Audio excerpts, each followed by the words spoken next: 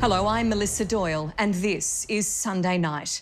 Madeleine Mccann was just 3 years old. So cute, bright and totally lovable. 10 years ago, she vanished without a trace from a holiday resort in Portugal. 10 years of questions, theories, of false leads, wild allegations and downright incompetence.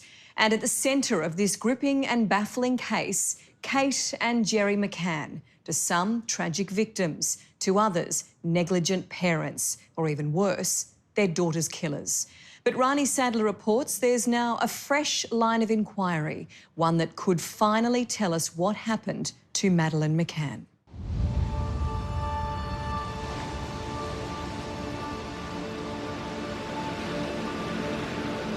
In a region known as the Algarve, on Portugal's southernmost coast, there's a secret so great, a cover-up so vast. It captivated the world for a decade.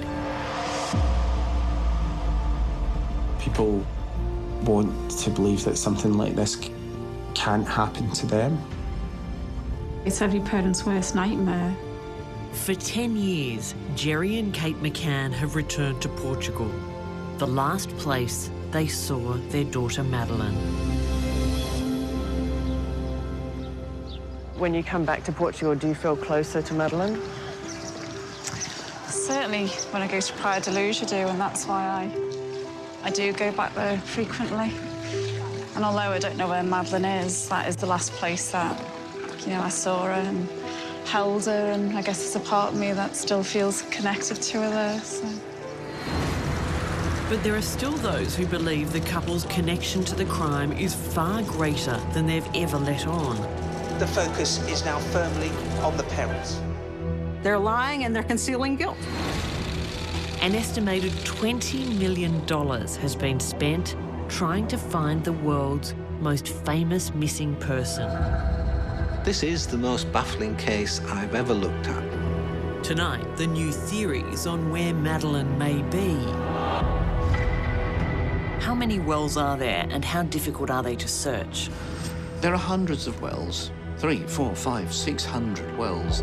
The promising fresh clues. It's just as logical to believe that she may still be alive somewhere being held against her will. And why detectives at Scotland Yard believe they're closer than ever to identifying the person who took Madeleine. It could be the key to the case.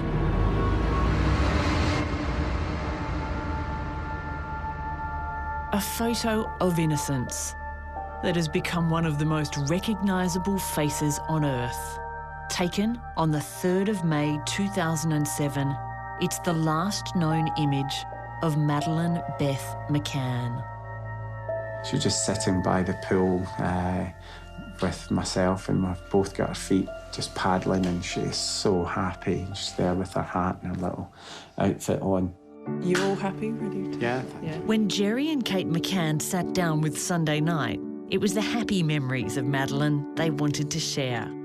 She was an incredibly beautiful baby, actually. And You sound like the most biased parents on the planet now, but she was just really compact and just a really kind of nice, round, perfect head, and and then she opened her mouth, and the whole world knew she was with us. But... She had Mccann level volume. There's no doubt about that. She was a screamer right from the start. She was really loud. Right, how have you been? Cardiologist Gerry Mccann and his GP wife Kate had turned to IVF after years of trying to conceive naturally. After Madeleine came twins Sean and Amelie. Yeah, I mean, I don't think it was a secret, really, that I always wanted to be a mother. I don't know, if maybe that stemmed from being an only child and sort of, wanting that feeling of family.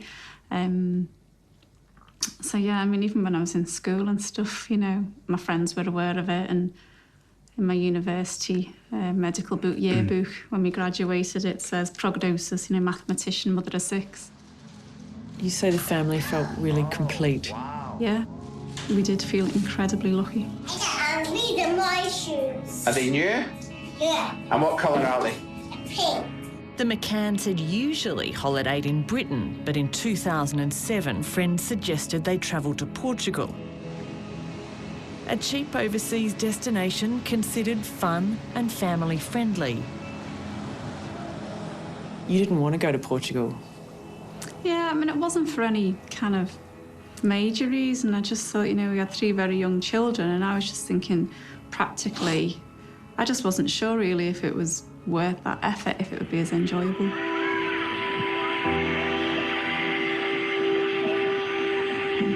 Oopsie, you all right? But she gave in and joined 3 other families with 5 other kids for a week-long vacation at the Ocean Club Resort here in the town of Praia de Luz. The holiday began on April 28th, 2007. As it turned out, the kids loved it. All the kids were playing together and they were running around saying, chase us, chase. And Madeleine especially, she loved getting chased and me running after her. The days were fun for the kids, but the late nights in Portugal stretched on too long. On the first night of the trip, the couples discovered the resort's main restaurant, the Millennium, was too far a walk for 8 small children. So the Mccanns and their friends made a block booking for the next 6 nights at the tapas restaurant across the pool from their apartments. From the restaurant, they had line of sight to the block of villas where their children were sleeping. You explained that it wasn't like you were taking a risk by leaving the kids there. It never for 1 second occurred to you that anything would take place.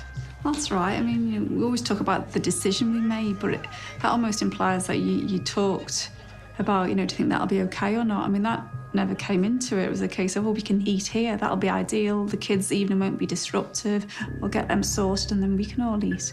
I mean, it was simply like that. If there'd been any risk at all that had occurred to us, then it just wouldn't have happened. Thursday, May 3rd was meant to be the second last night of their vacation. Kate told me about that afternoon and that evening. Madeleine said she'd had a great day. Yeah, no, she'd had a really full day, actually. You know, they'd been to the beach and had like I think they called it mini sail. So she'd been on a little boat or a dinghy or something. But my memory of that evening is really vivid. I mean, she was really tired, but she was just cuddled up on my knee and we read a story, which, as Jerry said, is one of her favourites, and she often liked to put on my engagement ring. So she was sitting there with my, you know, ring on, and we read the story. And we also had some treats. We had some crisps and biscuits. And then after they'd done the usual kind of toilet teeth, we went through to the bedroom and read another story, If You're Happy and You Know It.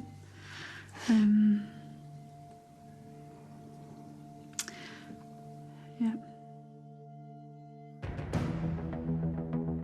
The children were in bed by 7 o'clock. Their parents left for dinner at 8:30. The tapas bar was across the pool from their apartments. The Mccann's apartment was on the end, the most accessible from the street. The front door was locked, but the sliding patio doors at the back were left unlocked to allow easy access to check on their children. Madeleine was asleep in a single bed in the front room where her parents kept the window closed and locked. The twins, Sean and Amelie, were in travel cots by her side. At 9:05, Jerry went back to check on the children. I saw her and I had one of those parental moments where I thought, God, we're so lucky. Look at her, 3 children having a lovely holiday. Kids were really enjoying it, and I just lingered for a few seconds and thought how beautiful she was. And that was the last time I saw her. Last time you saw her. You thought how lucky you were. Exactly. Your world shattered within an hour. It was 10 p.m. Kate's turn to check on the children. She estimates it took between 30 and 45 seconds to walk from the tapas restaurant on the other side of the pool to their apartment, number 5A. She walked into the kids' bedroom and felt a gust of wind. The curtains, which had been closed, just swung open into the room and revealed that the shutter was all the way up and the window had been pushed right across. And then I just knew she'd been taken. I ran to the window. I've no idea what I expected to find or see. You know, you just hope you're going to see your child every second. Whizzed around the apartment in about 10 seconds. Again, I don't quite know because, you know, I knew in my head that someone had taken her. I don't know if I kind of hoped that maybe she was hiding in a cupboard or something. And then I just legged it out the back of the apartment. And then as soon as I saw Jerry and our friends at the table, I mean, I was just screaming, you know, Madeleine's gone, someone's taken it.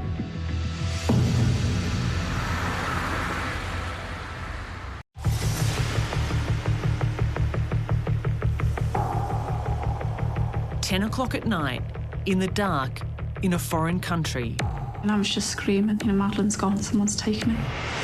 Kate Mccann was running to tell her husband their daughter Madeleine had disappeared from the villa where she'd been sleeping. Yeah, I mean, Kate was clearly distraught and I jumped up, but it was kind of disbelief. She can't be gone. She can't possibly. How could she be gone? It's the furthest thing from your mind, and I was saying that to Kate as we were both running. Did you think that there must be some confusion? She must be there somewhere. Yeah, I just thought she can't have been taken. That doesn't happen. You just think it doesn't happen. And but Kate saying she's gone, someone's taken it.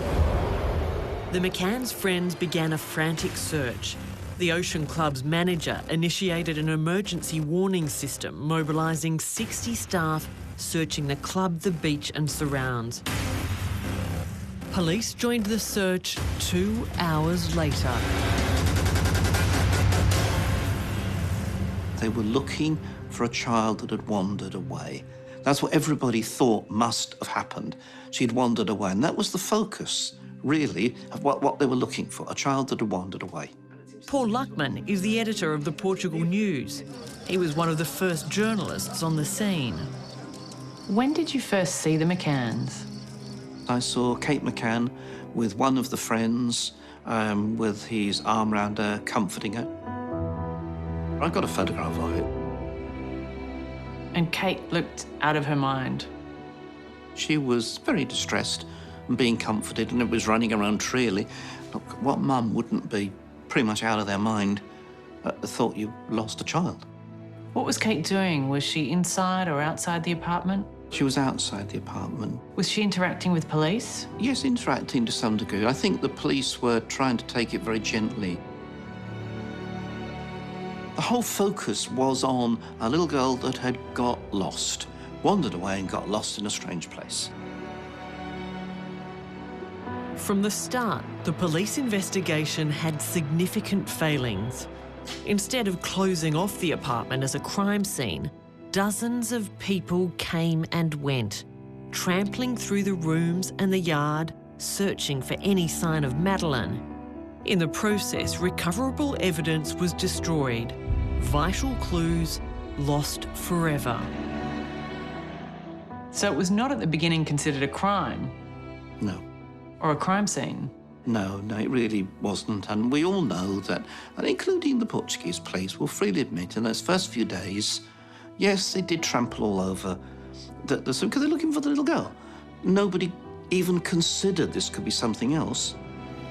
It wasn't until 4:30 the next morning that roadblocks were put in place, 6.5 hours after Madeleine disappeared. One policeman said to me, look, if the child was abducted, 1 hour later she's in Spain. Long before we've any time to close off the roads, start saying, we're still looking for a little girl lost in the field next door, they'd be halfway across Spain. Or going down towards Algeciras into North Africa. Probably would have been most of the way there. We have motorways all the way. The next day, the world's media had descended on Praia da Luz. It was a situation Portugal had never experienced. The privileged child of respected British professionals had gone missing without a trace. Please continue to pray for Madeleine. She's lovely.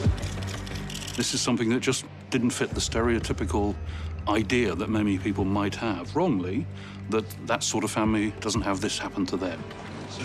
Clarence Mitchell has represented the family for nearly a decade. He says the tide of public opinion turned very quickly on the McCanns. Once it was reported that they weren't with the children, then the judgment squad kicked in and they were guilty of neglect at the very least. The couple's stoicism in front of the cameras didn't help. The British police said to them, before they did any television interviews, a perpetrator of a kidnap will watch the media coverage of the distressed relatives to get a sexual kick from seeing the distress they've caused. They were warned about this and they were told by the British authorities, if you can, try not to show overt emotion. People described you as cold and poker-faced. I mean, I don't think I had a day for literally 18 months where I didn't have a prolonged period crying.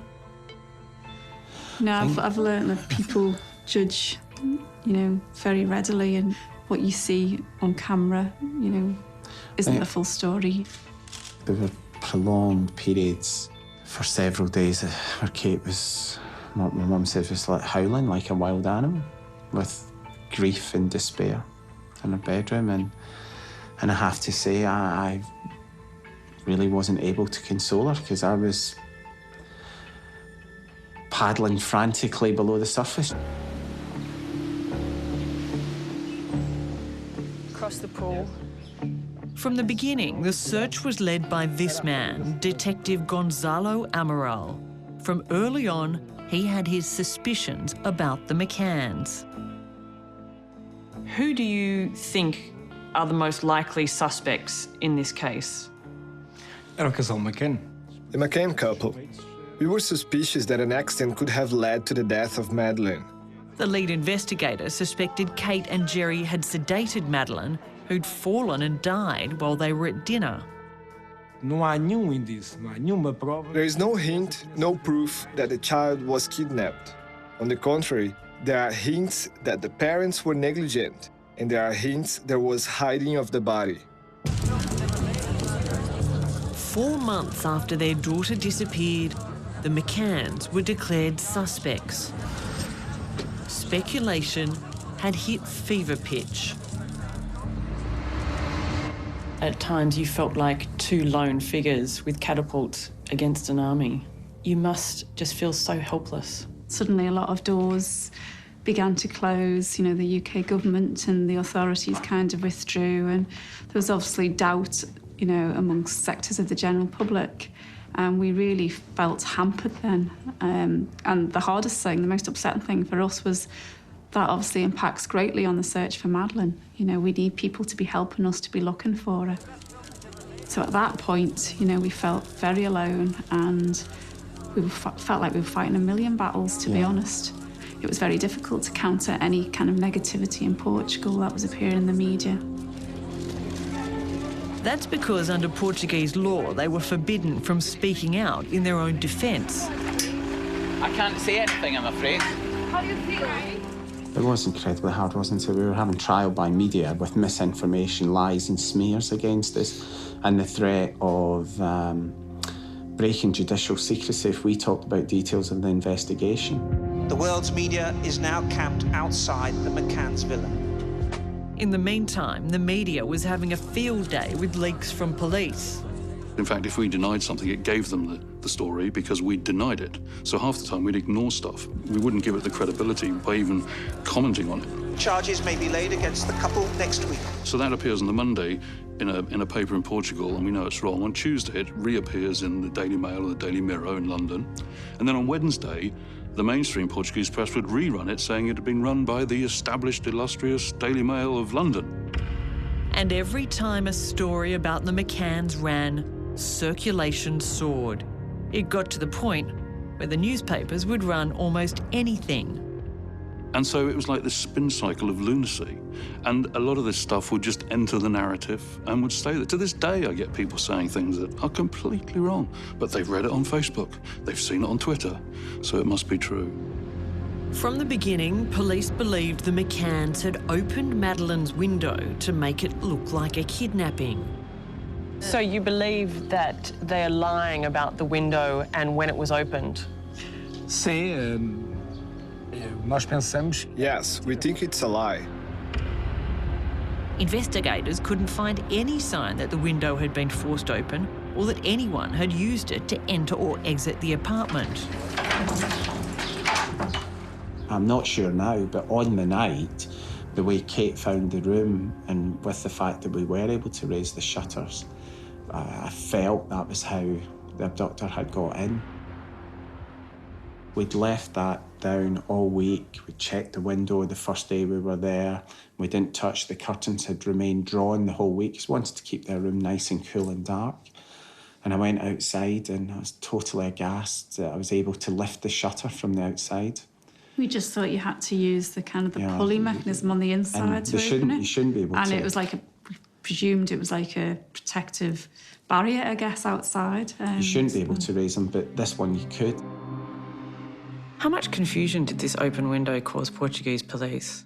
It seems to me that they became more suspicious of the Mccanns because of that, because the Mccanns right from the start said, Madeleine's been taken out of that window. Professor Dave Barclay is a forensics investigator with 45 years' experience. He travelled to Praia de Luz to investigate the crime in 2007 and says there could be a good reason the window was open.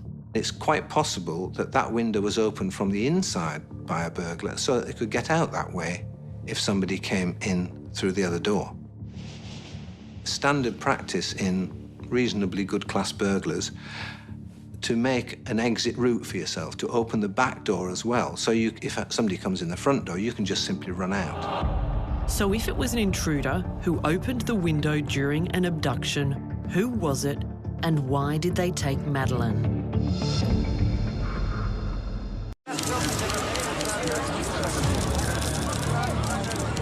With the world's media watching every development, Portuguese police were determined to swiftly solve the mystery of the disappearance of Madeleine Mccann. The lead investigator, Detective Amaral, was convinced Madeleine's parents, Jerry and Kate, were involved. Sim, esse é o ponto de vista que nós... This was our point of view in 2007, that she was dead. I mean, the ludicrous thing is that Madeleine died in the apartment by an accident and we hid her body. Well, when did she have the accident and died?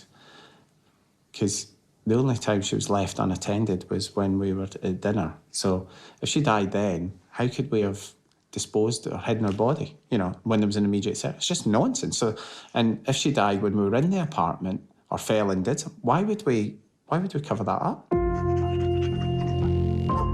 Detective Amaral brought in 2 sniffer dogs, Eddie and Keela, from the UK. He claimed the dogs found traces of Madeleine's DNA in a car hired by the Mccanns weeks after she disappeared. Fluido humano que... The fluid is a 90% match with the profile of Madeleine Mccann. He believed they'd hidden her body at the beach, then used a rental car to move it to a more remote place. It gets even more ludicrous that we've obviously hidden her somewhere incredibly well where nobody's found her. We hid her so well that we then decided we'd move her in the car, which we hired weeks later, and, you know, it's just ridiculous.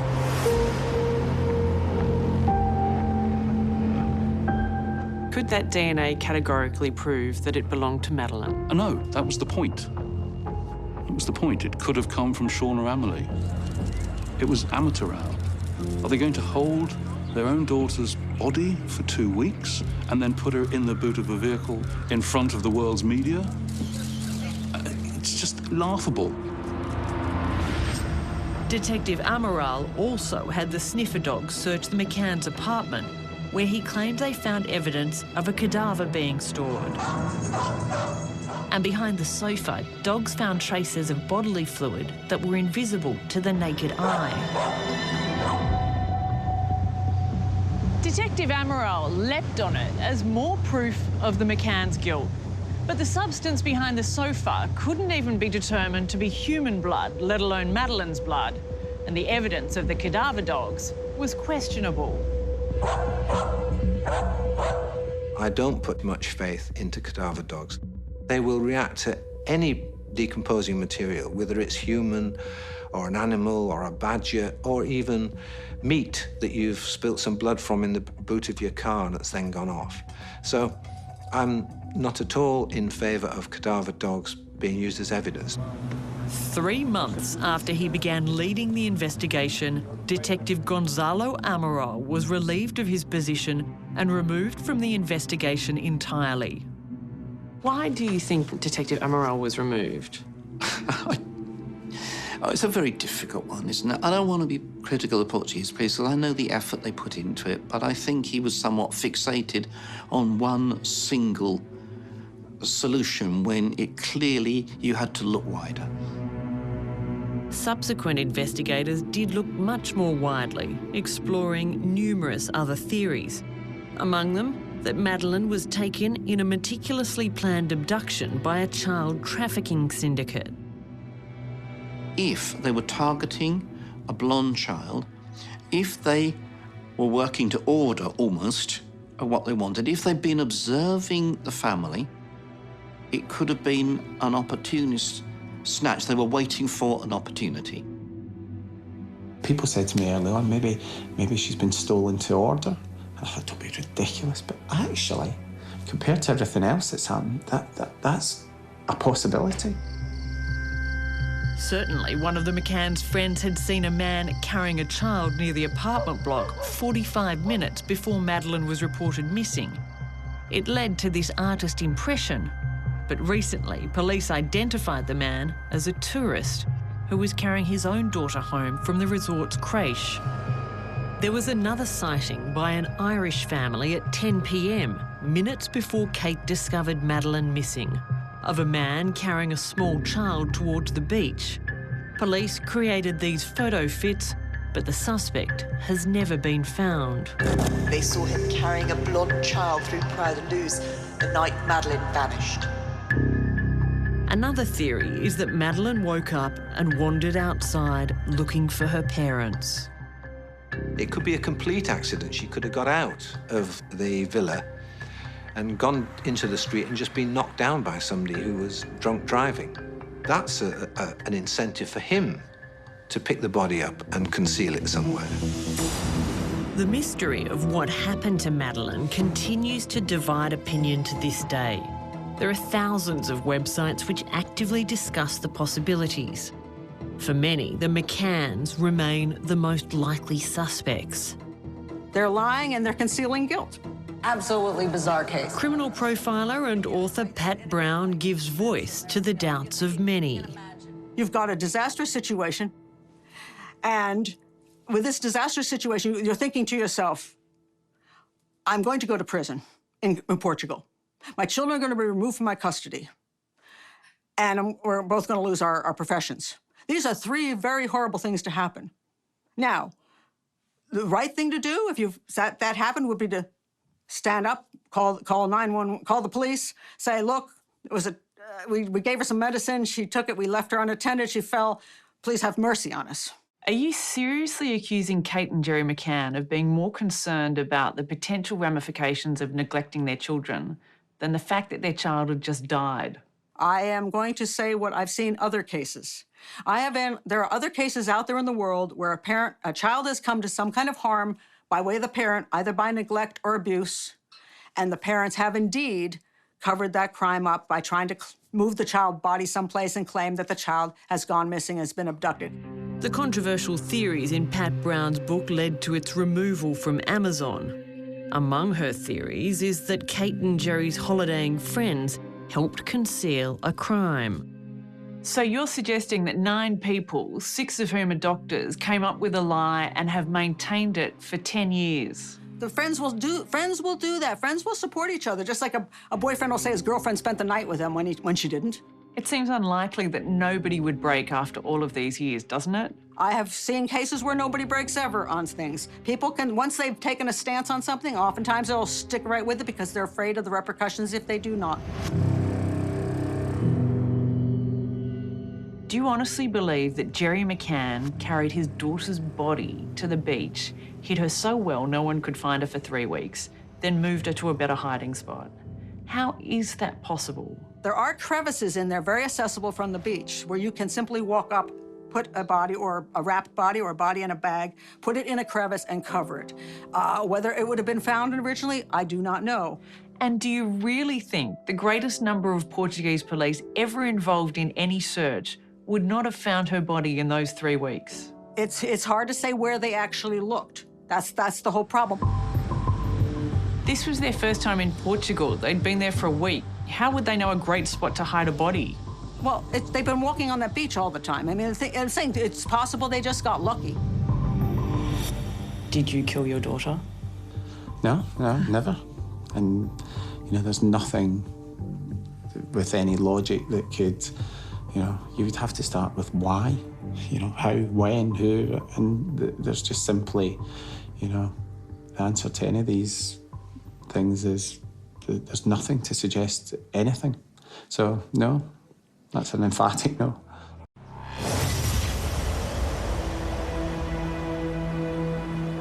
With no evidence to convict anyone of a crime, the Portuguese investigation into the disappearance of Madeleine Mccann was closed in August 2008. There is no piece of solid ground you can stand on. Nothing you can use to say which of the competing theories are going to be the correct one. But in 2013, British detectives were given permission to open their own case. All the evidence the Portuguese gathered had been handed over to Scotland Yard. The results were astonishing. On the evidence, we believe that there is a possibility that Madeleine is alive.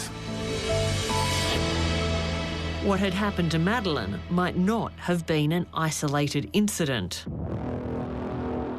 Between 2004 and 2010, within a 60-kilometre radius of where Madeleine disappeared, there were 12 crimes where an intruder broke into the properties of UK families.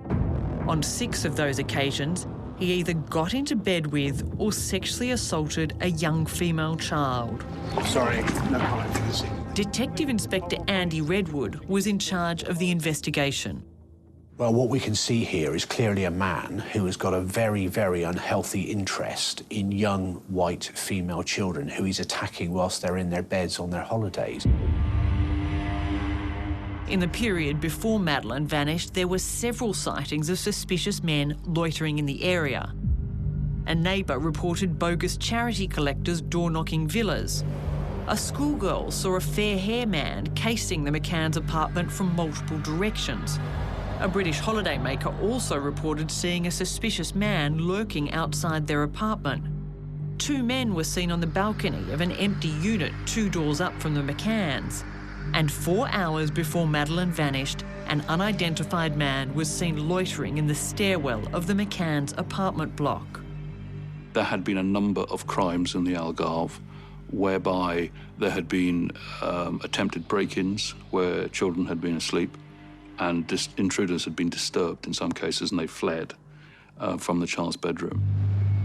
In the months before Madeleine disappeared, there was a 4-fold increase in the number of robberies in the area. And just weeks before Madeleine arrived, there were 2 unsolved burglaries in the very block where the McCanns would stay. Well, I think the Portuguese police and the Portuguese Tourist Board would have been quite keen not to feature the number of burglaries that were going on in Pria da Luz and other towns on the Algarve.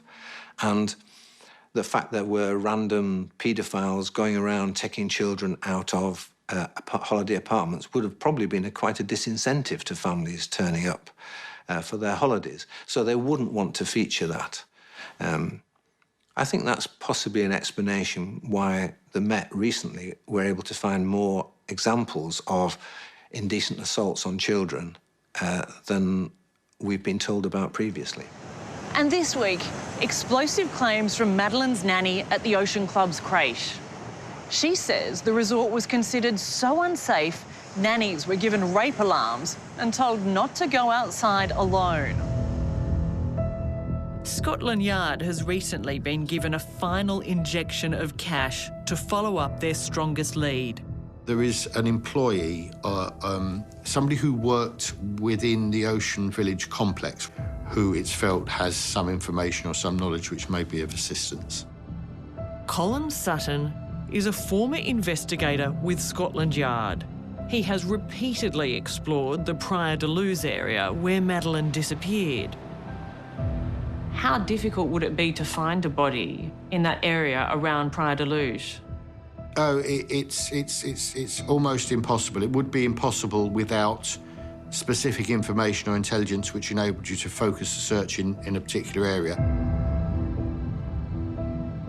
It's a large area of very low population, of scrubland, of ancient wells. There are areas there where, you know, humans probably don't go from 1 year or 1 decade even to the next. It would be very easy to secrete something there and be really confident that it wouldn't be found. You visited the area. Where on earth could Madeleine's body be? It was the most hide-a-bodyable place I've ever been in my life. If she was killed in the area, how many places would there be to hide a body? Oh, vast quantities. There are hundreds of wells. 300, 400, 500, 600 wells still exist, and you would need local knowledge. If somebody had dumped Madeleine's body down a well, what chance would there be that she would be found? 5, 10 years' time, somebody suddenly decides to clear the well and that they will, you know, bring it back into operation. That'd be about the only possibility. They would clean it out and bones would be found. However, Detective Amaral has an extraordinary conspiracy theory on why Madeleine's body is yet to be found. So you think MI5, the British Secret Service, helped conceal Madeleine McCann's body? Eu não diria tanto. I'm not saying that much, but I'm saying for sure they had their involvement in the situation. Do you seriously think that the British government would allow its agents to cover up a major crime? Well, I'm not British, so I can't answer that. But despite Gonzalo Amaral's preposterous theories, a Portuguese court has upheld his right to express them in a book he calls The Truth of the Lie. Gonzalo Amaral is claiming some big cover-up with MI5 and Gordon Brown. What do you think of those claims? Well, I mean, the less said about Gonzalo Amaral, the better. Do you find it offensive that people are carrying on this way?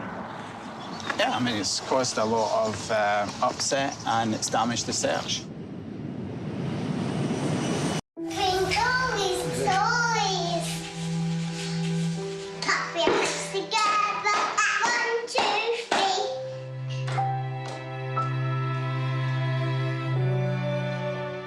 Madeleine Beth Mccann would be 14 on May the 12th. Artists have shown how she may have changed in the decade since she disappeared. Reported sightings continue. So far, there have been 8,685 across 101 countries.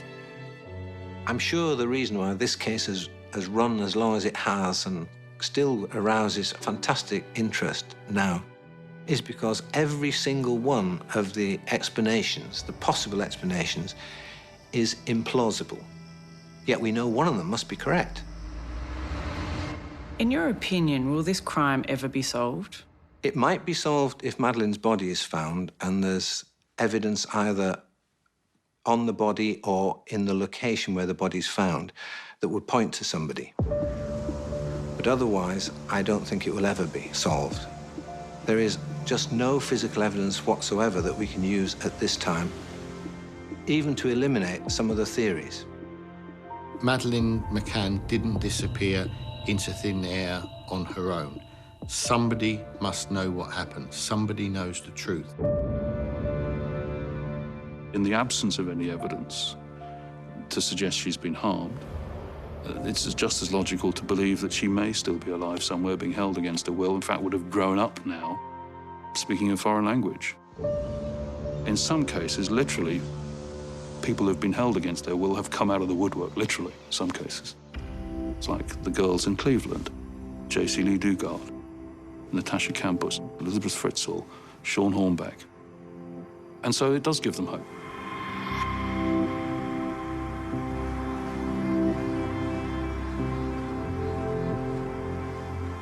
Here in their hometown of Rothley, the Mccanns have tried to keep up some sense of normal life. Jerry's continued to work as a cardiologist. Kate put off her career as a GP to look after her younger children. The twins, Sean and Amelie, now 12, have largely stayed out of the spotlight as their parents continue the fight to keep Madeleine in all of our thoughts. People want to believe that something like this can't happen to them, and because the perpetrators have not been brought to justice, they can't be blamed. You can't say that, oh, that's it. You haven't got a face, you haven't got a name, you haven't got anyone to blame. But, you know, as you say, it's every parent's worst nightmare. I mean, it's touched everybody, I think. You will not rest until you find your daughter, until you wrap your arms around her. I don't believe any parent could, you know, and I don't believe we could ever reach a point where we just think, oh, well, we've done everything now.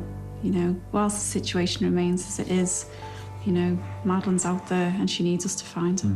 You'll keep looking forever. We will.